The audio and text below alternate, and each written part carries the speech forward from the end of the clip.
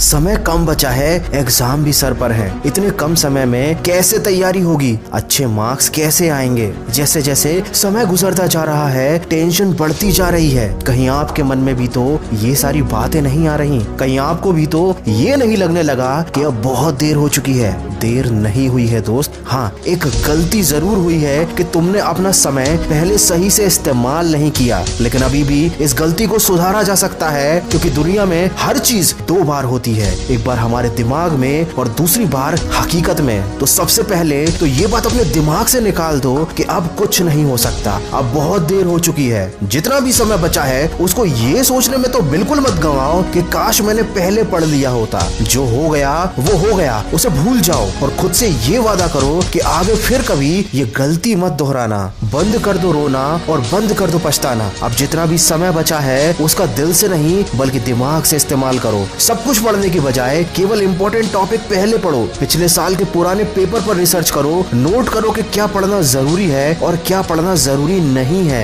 और syllabus wise उन papers को सॉल्व करो। दूसरों को देखकर अपने टारगेट सेट मत करो, ना ही इस बात पर ध्यान दो कि किसने कितना पढ़ लिया। आपको बस एक बात क्लियर होनी चाहिए कि आपको कितना पढ़ना था और आपने कितना पढ़ लिया। अगर पढ़ते समय नींद आए तो 5 मिनट के लिए घर की छत पर टहलने चले जाना और अपनी किताब जरूर साथ में ले जाना। मैं 100% गारंटी देता हूँ कि नींद भाग जाएगी। आप जिस भी टॉपिक पर कंफ्यूज हो रहे हैं उसको टिक करके अलग रख लीजिए। जब आपकी पढ़ाई खत्म हो जाए तो इस टॉपिक को इंटरनेट पर या अपने किसी बड़े भाई बहन या दोस्त से पूछ लीजिए, लेकिन उस टॉपिक के बारे में सोच सोच कर अपना टाइम बिल्कुल भी खराब ना करें। एग्जाम हॉल में जाने से पहले अपने किसी भी दोस्त से किसी भी टॉपिक को लेकर डिस्कस ना करें, ना ही खुद को जज करें, क्योंकि यहाँ आपका कॉन्फिडेंस लेवल गिर सकता है या आप कंफ्यूज भी हो सकते हैं। जैसे मोबाइल पर गेम खेलते समय जब तक गेम कंप्लीट नहीं हो जाता सारा ध्यान, सारी इच्छा शक्ति और सारा फोकस उसी गेम पर रहता है, वैसे ही ध्यान और वैसे ही फोकस अब पढ़ाई में लगाना है। चाहे नींद आए या तूफान आ जाए, नजरें किताब से हटनी नहीं चाहिए। लाखों में एक बंदा IAS बनता है, हजारों में एक बंदा